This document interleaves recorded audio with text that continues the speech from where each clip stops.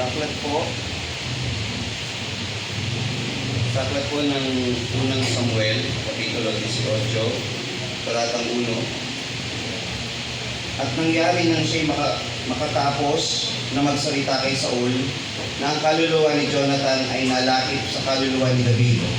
At minahal ni Jonathan siya na gaya ng kanyang sariling kaluluwa. At kinuha siya ni Saul ng araw na yaon, at hindi na siya tinulutang umuwi sa bahay ng kanyang ama. Nang magkagayon si Jonathan at si David, ay nagtibay ng isang tipan, sapagkat minahal na siya na gaya ng kanyang sariling kaluluwa. Pagpapala pong sumaating sa muling pagkarinig ng kanyang mga banal na salita. Good morning po mga kapatid.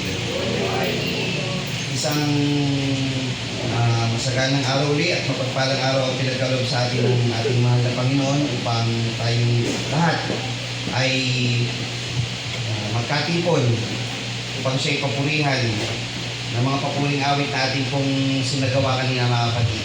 Makasarap umawit po sa Panginoon.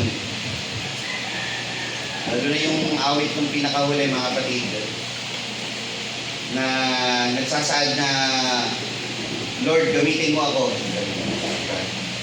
Isang pagpapatunay na ang buhay po natin mga kapatid ay hindi sa ating sarili, kundi ito'y dapat natin ibigay sa ating mahal na Panginoon.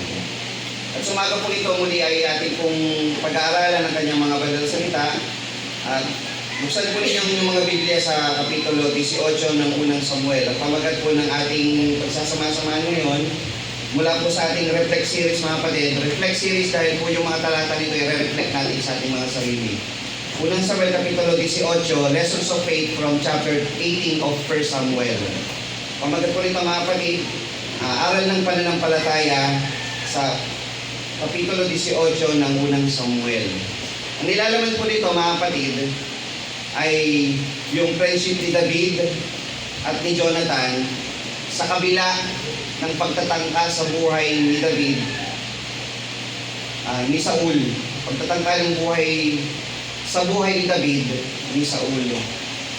Nung makalawang schedule natin ng pag-aaral, na pag-aralan po natin yung David and Goliath. At tatandaan niyo po, kung saan si David ay nanalo o nagwagi sa kanyang laban kay Goliath. Ano po yung kanyang pinangpatay kay Goliath? Yung slingshot. Diba? Slingshot. Hindi kasi tirador eh. Panghilagpos. Ayan. Kumuha siya ng ilang bato nung siya po ay nagpunta doon sa Batis ba yun? O ilog? Ilang bato po yung kanyang kinuha? 5. Kung siya po ay asintado, balik-aral lang tayo ng konti. Kung siya ay asintado at nagtitiwala siya sa patnubay ng Panginoon, isa lang naman ang kailangan niya, di ba? Bakit 5 pa ang kinuha niya? I-reserve ako sana sa Q&A. Pero bibigyan na po natin ngayon. Konting trivia lang po. Balikan natin yung 17. Alam niyo po ba si Goliath? Hindi naman po eksaktong dahil po dun sa 5 na bato. Kumbaga isang magandang pagtingin lang, parang nagiging pagsasalarawan na 5 bato. Dahil alam niyo ba si Goliath ay may 4 pang kapatid na higante?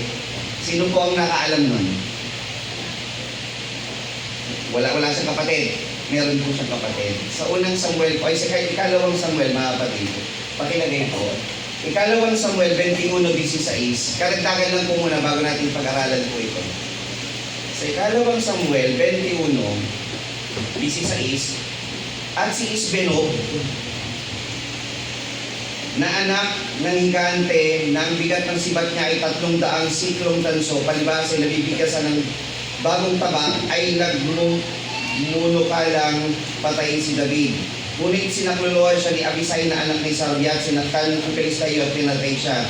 Nang magkari nagsisumpa sa kanya ang mga lalaki ni David at nagsabi, hindi ka nalalabas pa sa kasama namin sa pagpagbaka at huwag kong patayin ang tanlaw ng Israel. Nangyari pagtapos ito, nagkaroon rin ng pagdigma sa Pilistayo sa Gob. Nang magkari sinaktan ni Sibekai na pusat kita si Sab. O pag-una si Isbenob, pangalawa si Sab, na mga anak ng higante. Nagkaroon rin pakikindigma sa mga Pilisteo sa Gob at pinatay ni Elhanan na anak ni Jaare Oregim na Bethlehemita, si Goliath na Geteo. Yung Goliath na pinatay ni David, Goliath na taga-Gat. Eto, Goliath na Geteo, na ang puluhan ng kanyang sibat ay gaya ng panghabi ng mga habi. So, 3 na. At nagkaroon uli ng pakipagbaka sa Gat, na doon may isang lalaking lubhang mataas, na mayroong sa bawat kamay na 6 na daliri, at ang bawat paa ay may 6 na daliri, na 24 ang bilang. Siya ang pinakaanak din ng higante.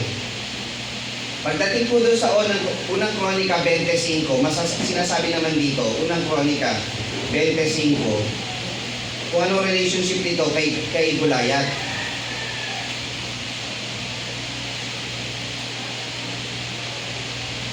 Nagkaroon rin ng pagkikitigma laban sa mga Pilisteo at pinatay ni Elhanan na anak ni Jair si Lami, na kapatid ni Goliath na Geteo.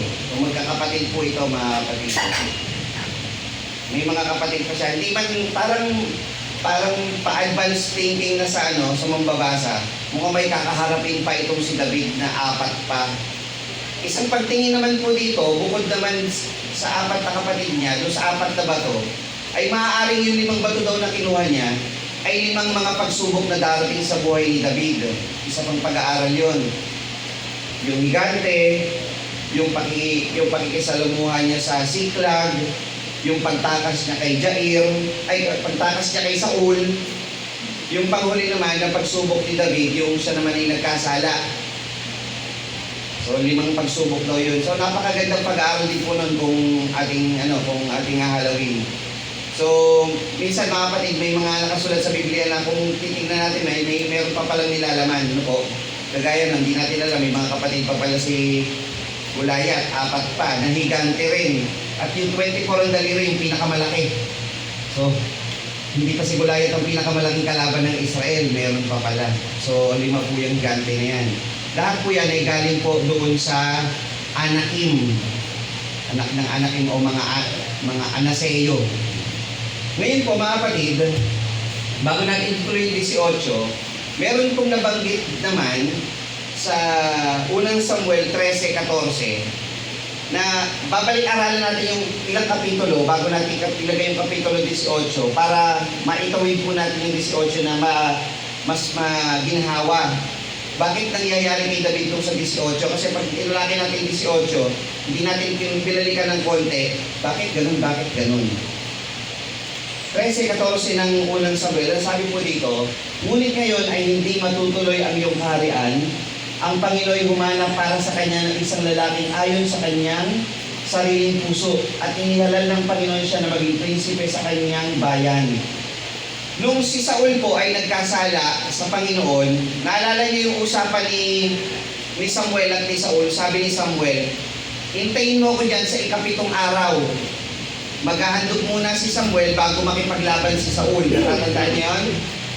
Pagdating na 7 araw, matatapos na yung araw, si Saul kinabahan. Namamatay na yung bayan. Anong ginawa ni Saul? Siya na yung naghandog doon sa dambana. Tanong mga kapatid, pwede bang maghain ng kahit sino na lang sa dambana? Sino lang po ang may karapatan na maghain sa dambana? Ang saserdote. So si Saul, nagkasala ng 2 bagay. Una, hindi siya Levita, hindi siya saserdote, naghandog siya sa dambana. Pangalawa, nawalan siya ng pagtitiwala sa Panginoon na darating si Samuel para maghandog, at pag naghandog sila, mananalo na sila sa labanan. Kaya niya sa kanyang sarili na maghandog para manalo sila sa bayan.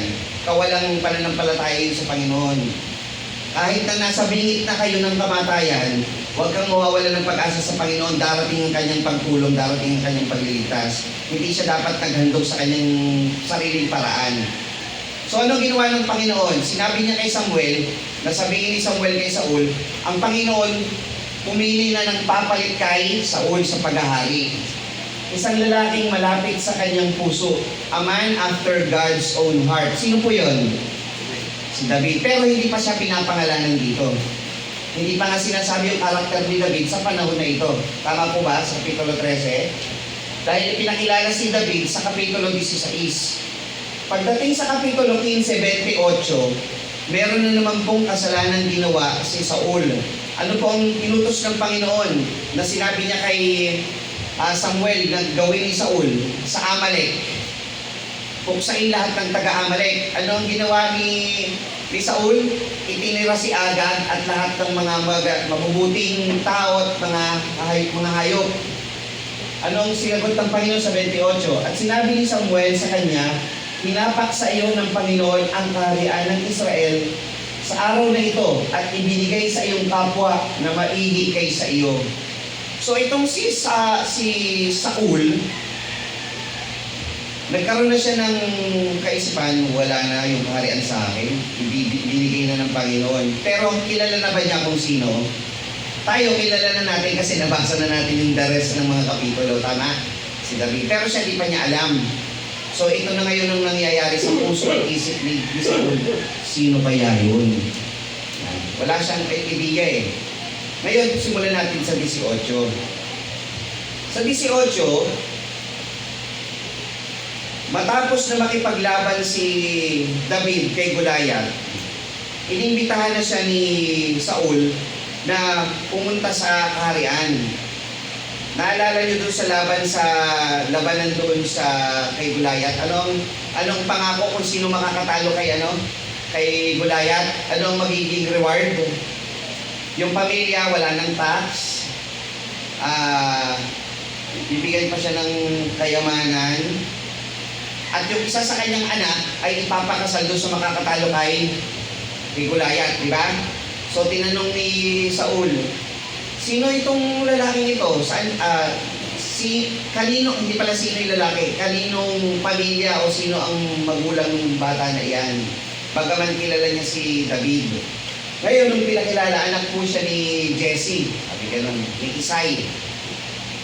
Dinala na siya sa kaharian, at sabi, hindi na siya pinahintulutang umuwi. Sabi doon sa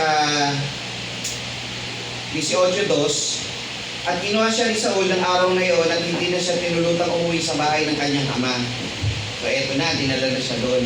Habang kinakausap ni Saul, si Abner po yung puno sa kanyang mga sandatahan, yung general niya. Sabi nag-uusap sila, narinig ni Jonathan yung pag-uusap nila. Si Jonathan, mga kapatid, siya yung panganay na anak ni Saul. Sa mga kaharian, ano po ba ang proseso ng succession ng pagiging hari? Pag namatay ang hari, sino po ba ang nagiging papalit ng hari dapat? Anak. So si Jonathan, prinsipe. Siya na yung next in line sa pagiging hari. Tama? Tingnan niyo po yung nangyari. At nangyari nang siya makatapos magsalita kay Saul, ang kaluluwa ni Jonathan ay nalakip sa kaluluwa ni David. Narinig ni Jonathan yung usapan ni Abner at ni Saul. Alam niyo yung pelikulang Mista? Robin Padilla, mga Padilla Brothers. Gaano kahalaga yung body system doon sa tinatawag na mga sundalo? Pag sinabing kabady kita, alam niyo ibig sabihin ng body, yung kapartner mo sa sukat, ibigay mo yung buhay mo doon. Hindi mo pababayaan yung kasama mo. Di balik ikaw yung mamatay kaysa doon sa kasama mo. Pag sinabing ang kaluluwa ni Jonathan ay nalakip sa kaluluwa ni David at minahal ni Jonathan na gaya ng kanyang sariling kaluluwa, narinig niya yung katangian ni David kasi, ayos tong batang to. I like this person. Gusto ko to. Para sa mga I love him now. Ganun yan. Hindi ibig sabihin po na homosexual po ito, kagaya ng mga ibang LGBT group o gay community o homosexual community na ginagamit ang talata na ito na sinasabi nila na tingnan nyo sa Biblia, uso na talaga yun. Si David at si Jonathan may relasyon. Hinahak po nila ito mini-misuse, mini-misdirect. Ina-abuse yung talata na gamitin sa kanilang sarili na pwede daw yung homosexuality dahil minahal ni Jonathan siya gaya ng kanyang sariling kaluluwa. Mababasa niya, minamahal niya ito si David. Nagmamahalan sila. Hindi po yun ganun, mga kapatid. Ito ay isang pagitan ng dalawang mandirigma na nakikita ko yung sarili ko sa kanya. Gusto ko siya. Naiintindihan ko yung kanyang disposisyon o prinsipyo bilang isang mandirigma, isang kawal. Kasi ganun si David, di ba? Nung nilabanan niya si Goliath. At ganun din si Jonathan nung nilabanan niya yung mga Pilisteo noon. Nakasama niya yung kanyang armor bearer o yung tagadala ng sandata. Tama po ba? At for the record mga kapatid, never papayagan ko sa church natin ang homosexuality or ang gay relationship mga kapatid. Tandaan niyo po yun ha. Hindi po pwede po dito yun. Kaya hindi po nila pwedeng gamitin ito. Kahit po yung prinsipyo, magbubitaw na po ako ng salita mga kapatid, hindi po pwede rito yun at kasanayon ko po yung mga kamanggagawa dito. Tama po ba? Hindi po yung papayagan dito. At kahit yung prinsipyo, nasasabing okay lang yan, at least hindi mabubuntis. Never po yan. That's pure evil. Galing po sa demonyo yung ganong kaisipan. Hindi po pwede yun. Tandaan niyo po yung mga kapatid ha, magagalit po si Lord pag ganon ang kaisipan. Hindi po pinapayagan dito yun. Dinagdag ko lang po mga kapatid. Kasi pag nabasa po ito ng iba at na-misuse, pinag-iingat po tayo at maaralan tayo maigi at dinidiinan po natin. Hindi po ito homosexuality. Nang magkagayon si Jonathan at si David ay nagtibay ng isang tipan sapagkat minahal niya siya gaya ng kanyang sariling kaluluwa. Ibig sabihin po nito mga kapatid, nagkakaintindihan sila na sila'y kapwa mandirigma. Papat ko ba, iingatan ko siya bilang isang mandirigma. Gusto ko siyang mabuhay kasi pareho kami. Malinaw mga kapatid? Malinaw po yun ha, hindi po ito yung ganung mga iniisip ng ibang mga pangkati ng pananampalataya na sinasabing Kristiyano sila pero pinapayagan nila yung ganung bagay. So sa atin po hindi.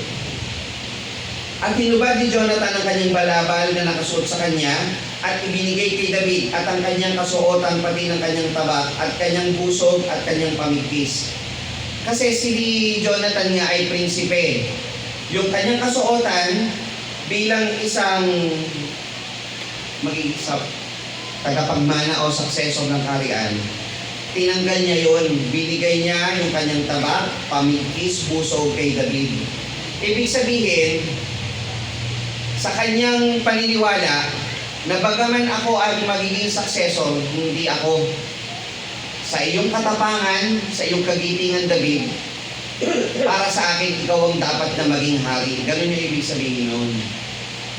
Binigay niya yung kanyang kasuotan, yung kanyang busog, at kanyang pamigkis sa verse 4. At lumabas si David kung saan subuhin ni Saul, at siya'y nagpakabait. Tandaan niyo yung verse 5. At siya'y nagpakabait, at inilagay ni Saul siya sa mga lalaking magdidigma at minabuti ng paningin ng buong bayan at kayo din ng paningin ng mga lingkod ni Saul. So si Saul, ginawa niyang puno ng mga mandirigma itong si David. Si David po, di ba bata?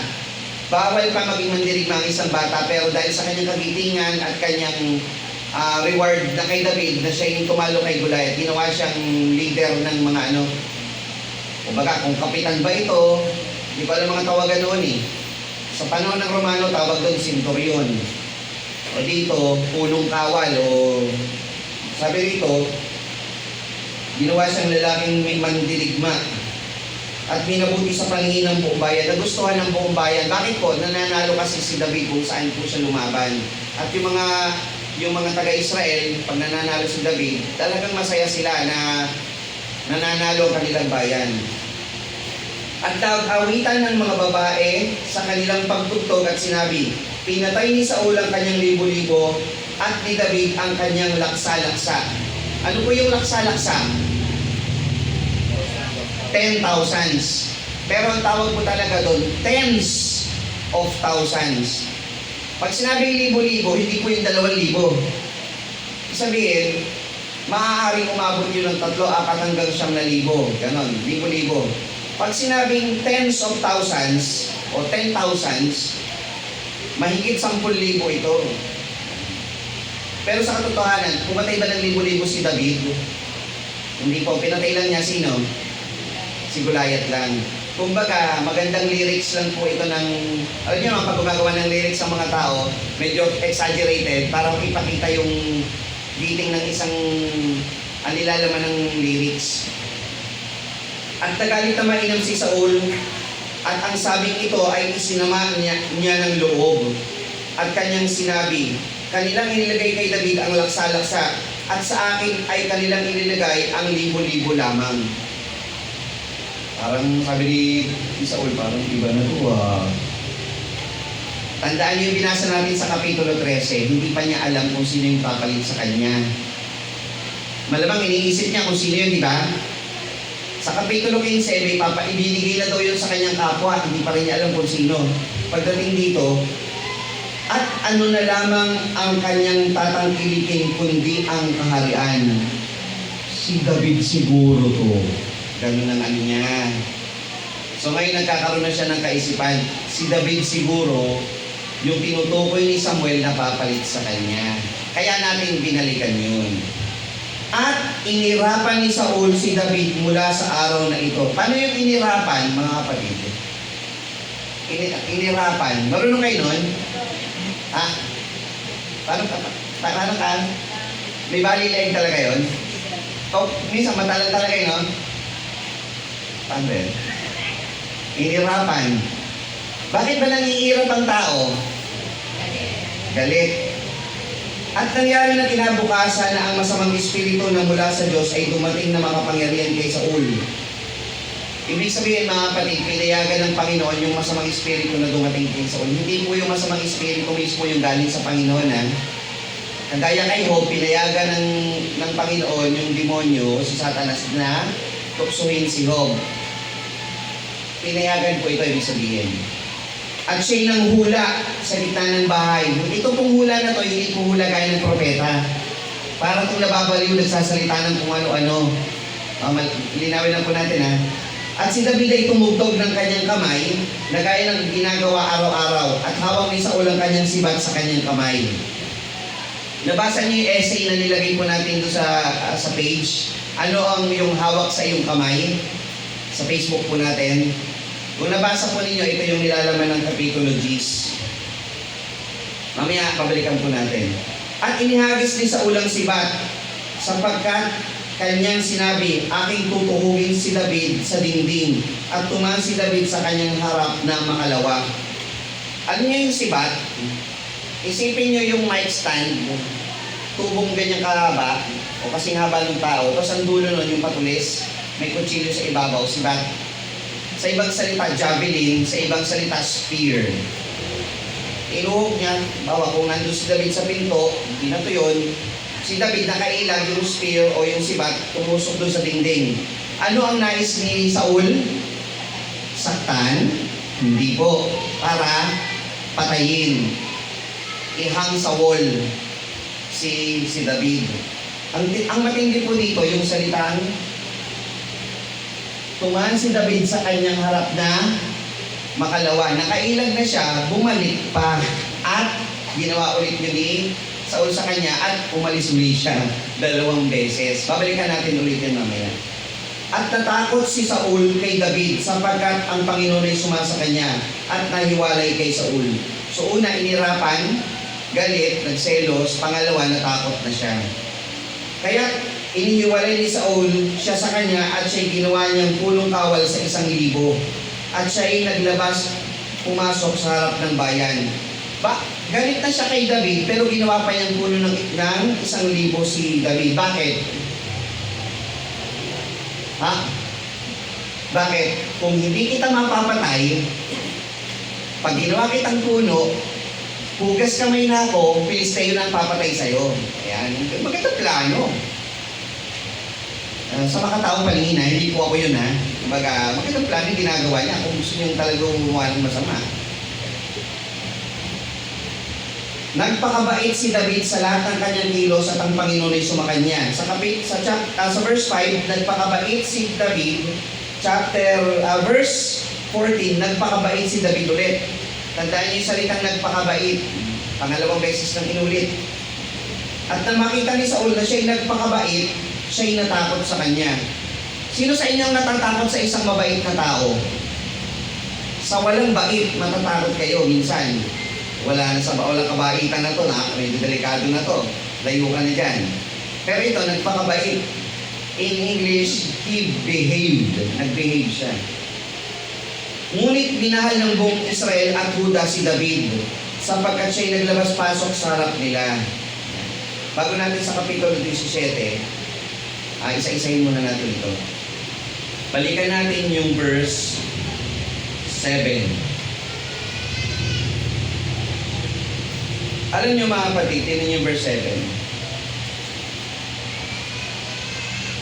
Si Saul, narinig niya yung kanta ng bayan. Merong tatlong problemang nangyayari po dito eh. Ang unang problema rito, yung interpretation ni Saul. Bakit problema? Ano ba ang sinasabi rito? Diba ang nasa puso lang naman ng mga kumakanta, parang alam yung dumating. Pero ano naging interpretation ni Saul? Mas gusto na ng bayan si David. Diba?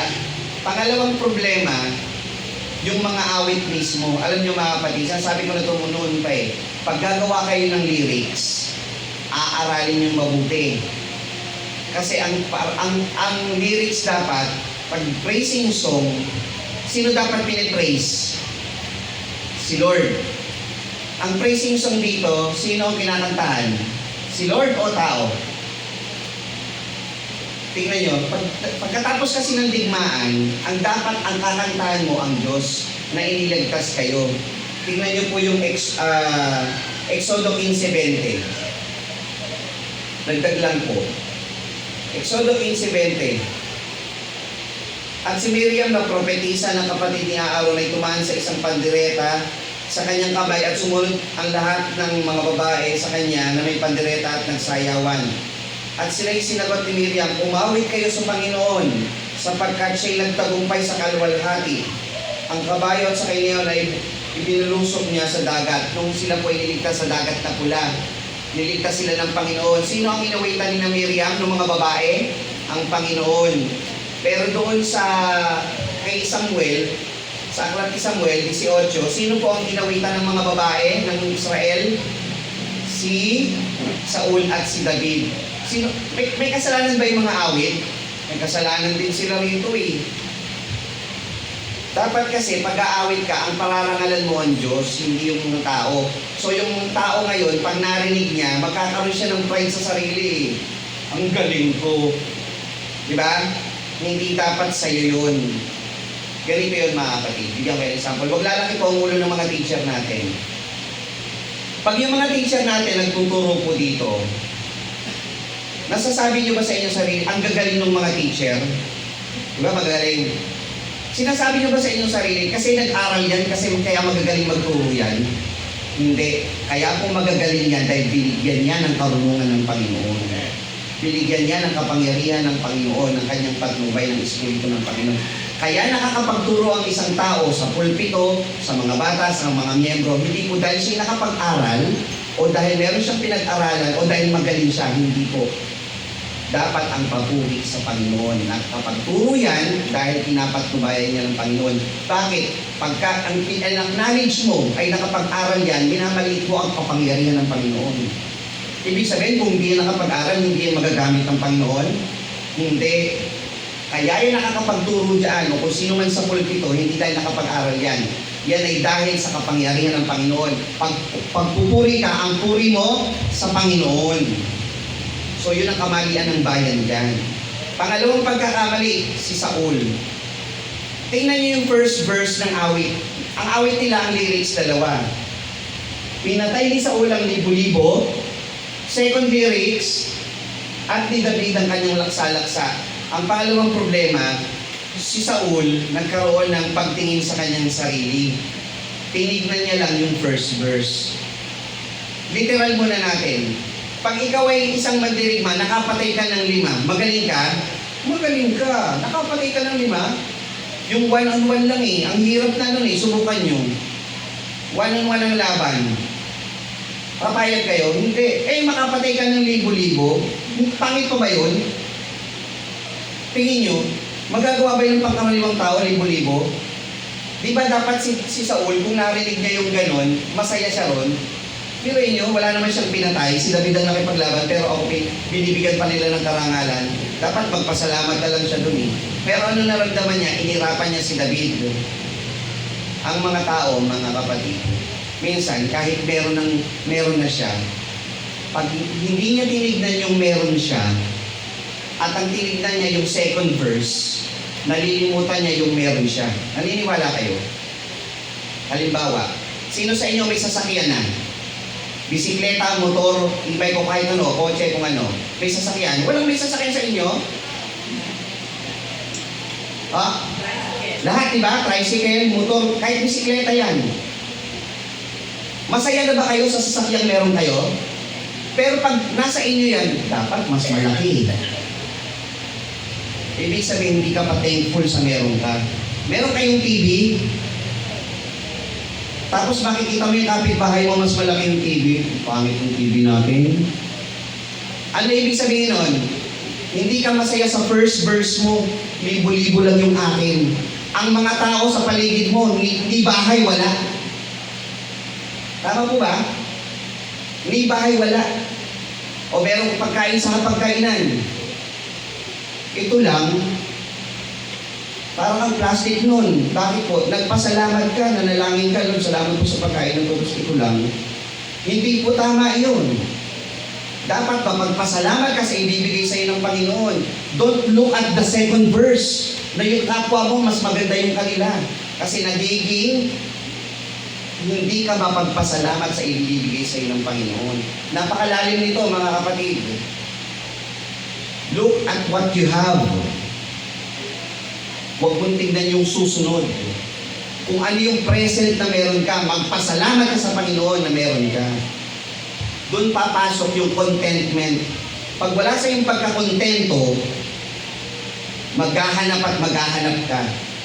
Ibig sabihin, hindi sapat sa iyo, binibigay sa iyo ng Diyos.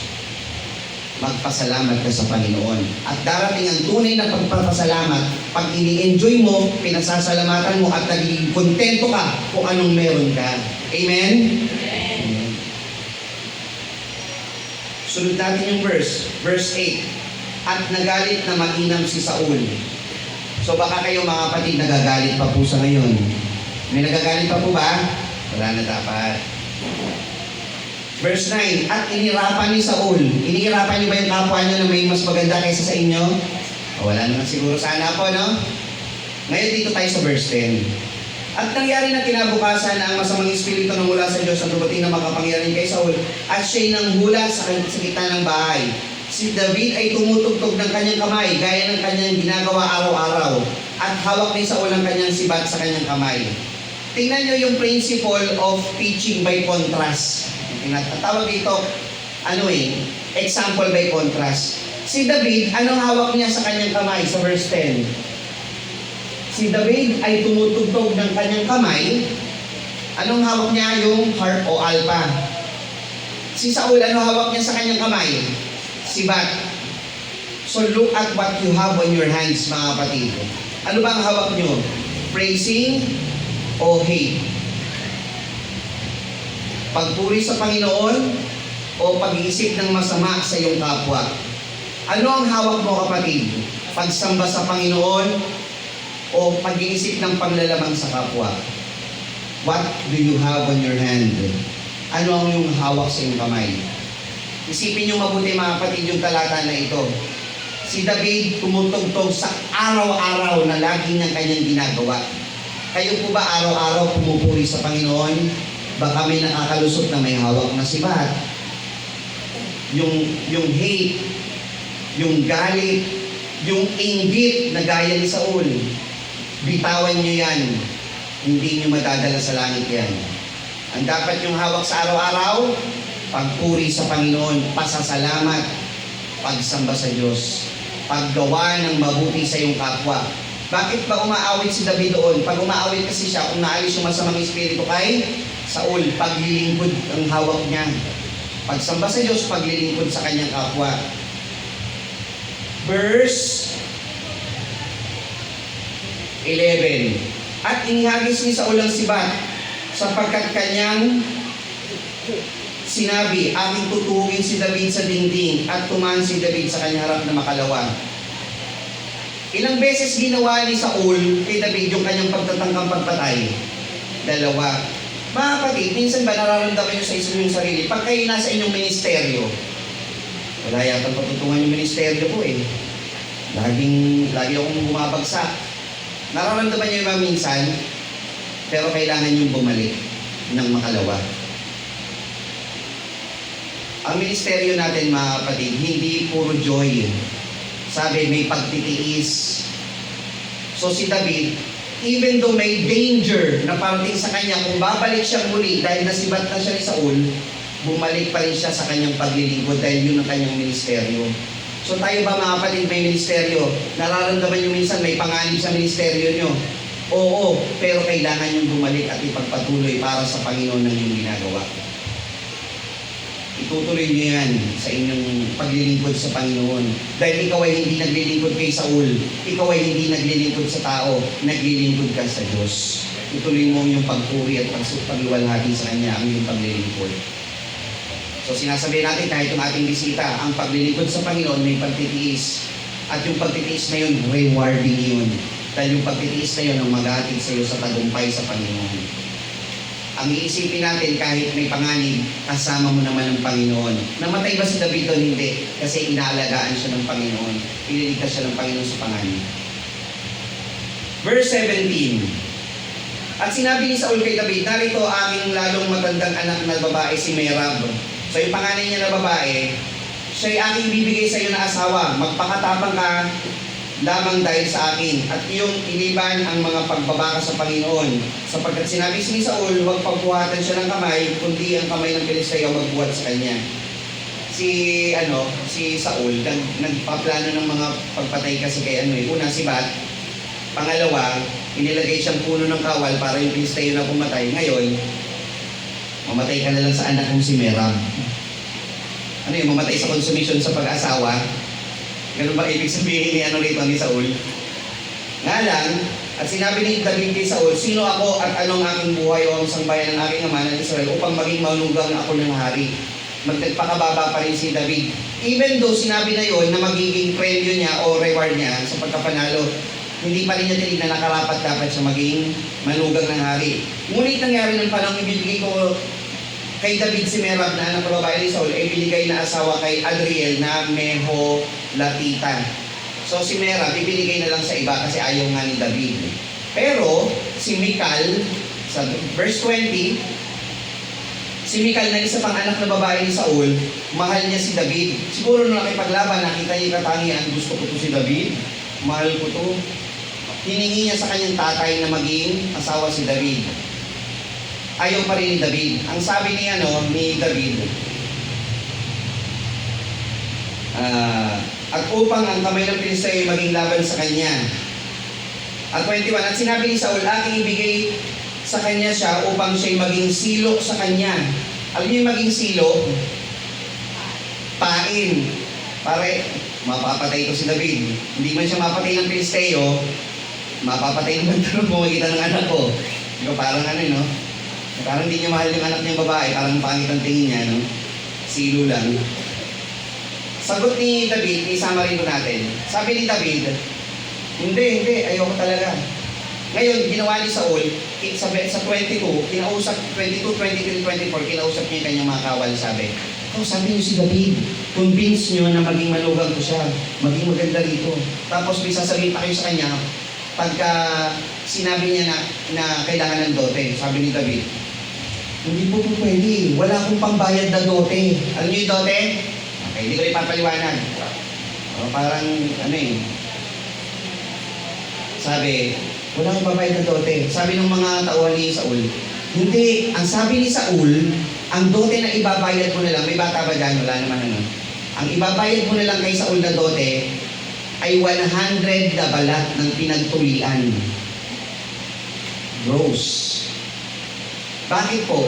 Kasi kung yung balat kukuhanin kung saan na lamang sa Israel, magpapatuli naman talaga Israel. Pwede niyang kuhanin na lang yun, katibayan. Mga taga-Israel, mga tuli na yan.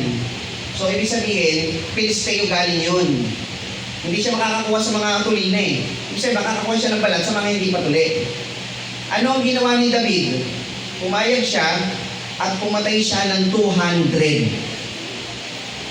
So So binigay niya ngayon, nakapagbilang na ba kayo, nag-ipon na ba kayo ng pera, tapos binibilang nyo, 10, 20, ganon. Tapos may dumaan na pusa, tapos ginulo, o anak nyo, ginulo yung binibilang nyo. Ang hirap. Ibinigay niya yung balatang pinagtulian kay Saul. Sabi ni Saul siguro, 1, 2, 3, tapos binang... Ano? Nasa 97 na ako eh. Tingin sa inyo, ang hirap siguro magbilang nun, ano? Si Saul. So, gusto lang pakita sa inyo mga kapatid, bakit 200 ang ginawa ni David? Alam niyo sa aklat po ng Mateo, huwag niyo na po ilipat. Sabi doon, ibigin mo yung kaaway, idalangin mo sa'yo nyo'y nagsisi-usik, ipanalangin nyo sila. Kapag ikay pinalakad ng 1 milya, anong gagawin mo? Lumakad ka ng 2 milya kasama niya. Parang yung ginawa ni David kay Saul. Pinanhiningan ka ng 100, bigyan mo ng 200. Hindi niya minasama. Hindi niya, ang iniisip kasi ni Saul, ginawa ko to para ikaw mapatay ng Pilisteo. Di ba? Pero hindi iniisip ni David na may iniisip na masama sa kanya si Saul. Ang iniisip niya, hindi, gagawin ko to kasi dote ito. Di ba ang ganda, wala siyang isip na masama sa kapwa. At para sa iyo, gagawin ko pang 200. Gawa ng mabuti ang iyong kapwa. Oh. So nanalo siya sa 200, binigay niya, verse 29. At si Saul ay lalong natakot kay David at naging kaaway ni David, si Saul na palagi. Una, inirapan, nagalit, natakot, ngayon palagi na. Ginawa pa siyang kaaway. Pag ang selos namuo sa inyong puso, ano ang magiging bunga nun sa dulo? Galit na. Kaaway mo na yung pinagsesilosan mo. So never nyo dapat itanim sa puso nyo yung selos. Pero si David, ay sabi po dito, at sa 28, at nakita at naalaman ni Saul na ang Panginoon ay sumasa kay David. At sininta si David ni Michal na anak ni Saul. So si David, minahal ni Michal, yung kanyang anak, at ng bayan. Bakit? Nagpapakabait kasi si David. Ibig sabihin ng nagpapakabait, ginagawa niya yung tamang pag-uugali kahit saan siya magpunta. Ngayon pupunta ulit tayo dun sa ating pagsambatayan. 18:1. Si David at si Saul ay representasyon, mga kapatid, ng isang... Si David, di ba representasyon siya ng Panginoong Jesucristo, na si David gumagawa ng lalong mabuti. Si Saul gumagawa ng lalong masama. Unti-unti na. Dito sa 18:1, si Saul at si Jonathan naman ang bibigyan natin ng comparison. Sa ugali ni David, kayo mga kapatid, sasama ba kayo kay David o kay Saul? Sa ugali. Si Jonathan, ano po ang ginawa niya sa ugali ni David? Sabi ni Jonathan, ang kanyang kaluluwa ay nalakip sa kaluluwa ni David at minahal ni Jonathan siya gaya ng kanyang sariling kaluluwa. Naging mag-best friend sila rito. Ito yung simula ng kanilang friendship. Tayo mga kapatid, maging gaya ni Jonathan. Na pag nakita mo na yung mabuting ugali ng isang tao, dun ka sasama. Pag nakita mo yung masamang ugali ng isang tao, si Jonathan, sino ba ang dapat niyang piliin? Tatay niya o yung kakikilala lang niya? Kayo sumagot. Tatay niya o yung kakikilala lang niya? Di ba sa tao-tao lang tatay niya? Pero anong ginawa ni Jonathan? Ayon sa kanyang pananampalataya, kahit magulang niya ito, kahit pagiging hari ang ibibigay sa akin ng tatay ko, tama ba? Iniwanan niya yun para sumama kay David at makipagkaibigan kay David. Tayo, mga kapatid, ay nakakilala sa Panginoong Jesucristo. Itong sanglibutan ay may ibibigay sa ating comfort. Tama ba? Pag ikaw ay pumili sa sanglibutan, ibibigay ka niyan, bibigyan ka niya ng kayamanan. Hindi naman talagang mayaman kagaya ng mga bilyonaryo eh. Ibig sabihin, comfort, walang abala. Pwede kang manloko ng kapwa para dumami ang pera mo. Pero pipiliin mo ang Diyos. Si Jonathan, pinili niya si David. Kasi nakita niya ang prinsipyo ni David, tama sa kanyang prinsipyo. Dadalhin ako ni David sa magandang landas ng pagtingin sa Diyos bilang isang tamang lingkod, lumalaban sa tama. Diba? Sa mga hindi pa man mananampalataya rito, mga kapatid, sa hindi pa po bautisado, pag nakilala mo ang Panginoon, huwag mong palalampasin sa buhay mo na hindi piliin ng Panginoong Jesucristo. Dahil ang Panginoon kumakatok, ipinakikilala niya ang kanyang sarili sa magitan ng banal na kasulatan. Si David, ibinuwis niya ang kanyang buhay sa kaligtasan ng buong Israel upang sila hindi mapasa ilalim ng mga Pilisteo.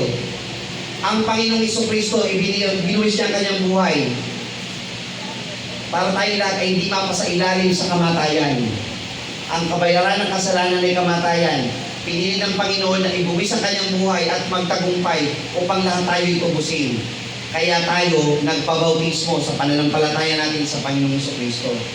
Ang kaluluwa natin ay nakalakip. Ang puso natin nakalakip sa Panginoong Jesucristo sa kanyang kamatayan sa krus. Si Jonathan, pinili niya si David, na lakip ang kanyang kaluluwa sa prinsipyo, sa paniniwala, sa pananampalataya, sa katangian ng kanyang nakita na tamang pananampalataya ni David ng kanyang talunin si Goliath. Kanyang kababaan, kanyang pagpapakabait, kanyang pagpakababa sa anumang ibigay sa kanya ni Saul, hindi nawawala sa kanya ang kanyang pagiging tunay na lingkod ng Panginoon. Maging gayon tayo, mga kapatid. Ito po ang nilalaman ng Kapitulo 18 ng aklat ng unang Samuel, na kung saan ang friendship ni Jonathan at ni David ay pumaibabaw sa balangit ng tangkang pagpatay ni Saul sa buhay ni David. Sa atin, mga kapatid, ang mundong ito ay puno ng kapanganiban. Tama po ba? It's full of danger. Hindi kasi fair ang mundo. At naranasan yan mismo ng Panginoong Jesucristo. Nung pumunta ba ang Panginoong Jesucristo rito sa mundo, comfort ba ang kanyang nasubaybayan? Di ba? Pinako nga siya sa krus, pinahirapan nga siya ng mga tao. So ang mundo natin hindi fair. Ang Panginoong Jesucristo ay dumanas ng hirap. So tayo, mga kapatid, makaka-relate tayo sa ginawa ng Panginoon. Dadanasin natin yun, pero ang mahalaga, si David inililigtas ng Panginoon sa bawat danger na dumarating sa kanyang buhay. Ganun din po ang mangyayari sa atin. Sa bawat danger o panganib na darating sa ating buhay, ililigtas tayo ng Panginoon. Laging sumasaibabaw ng tamang paglilingkod ang patnubay ng Panginoon kaysa sa tangkang pagpatay o sa mga panganib na darating sa iyong buhay. Ang mahalaga, nakatingin ka sa Panginoon. Si Jonathan at si David, ang kanilang friendship na matibay, ay sumasaibabaw sa danger na maaaring dumating sa kanilang buhay. Sa isang napakagandang kapitulo ng pagtuturo na dapat nating malaman mula sa Biblia. At sa uling talata po, mga kapatid, nating babasahin, balikan po natin yung unang Samuel 18.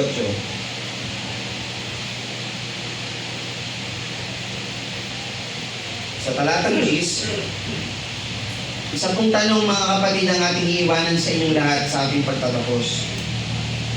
At nangyari ng kinabukasan ng masamang espiritu na mula sa Diyos ay dumating na makapangyarihan kay Saul at siya'y nanghula sa gitna ng bahay. Si David ay tumutugtog ng kanyang kamay gaya ng ginagawa araw-araw. At hawak ni Saul ang sibat sa kanyang kamay. Mga kapatid, ano po ang inyong hawak sa inyong kamay? Paglilingkod o galit? Pagsamba o pagkakaalit? Ano po ang dapat na manatili sa inyong kamay? Nawa po, ito po ay patuloy na pagpuri at pagsamba sa ating mahal na Panginoong Hesus. Muli, magandang umaga sa inyo lahat. Puri ng ating mahal na Panginoong Hesus. Nawa po, may natutunan po tayo muli sa umagang ito ng ating pag-aaral ng kanyang mga banal na salita. Tayo po ay sama-samang malikluhod at manalangin.